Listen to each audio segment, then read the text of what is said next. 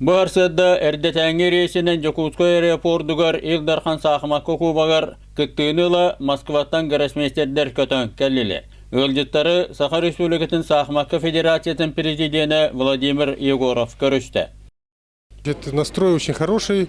Национальный художественный музей нас ждет, поэтому шахматы будут проходить в такой праздничной атмосфере.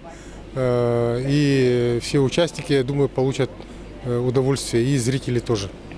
Илдархан кубага 209 тыллар, гроссмейстердер ортолоргар баллар аспыцыллағы Россия кубагын кайылақтары Алексей Придорожный, Баира Кованова, ветераннарга андойды 2 төгілі чемпион кәті Галина Струтинская, үтчаттарға андойды чемпионы Россия кубактарын әлбәқ төгілі призері, он хүз кубакка илағы әдер таланна сақматчы Дмитрий Кокарев, бүтін Россиятағы оның роты рекордыларынағы турнирдеркі илағы біллилі сақматыры таатчы оғыларға теренердер Сұрыналыс Дмитрий Кряквин, Россия дүкіл лигатын қазда төгілі илағы сақы херін гроссмейстерскі скулатын тренері Антон Шамоев көйі тұғығыр ұтары талырын кейсектері.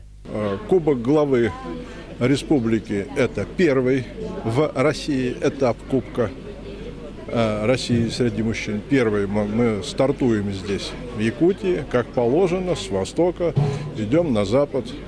Вот. И, надеюсь, пройдет, как всегда, на высшем уровне все. Сложно было, сложно. В прошлом году были 50-градусные морозы, я их с трудом переносил. Говорят, в этом году гораздо теплее, поэтому буду стараться.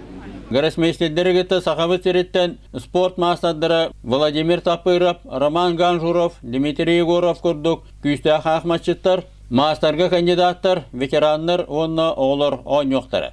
Күрақтығылар олынны хүлбе хүттен, олынны бастығы күннерігер, Национальный художественный музей бұстапқатын салатығыр болуқтары.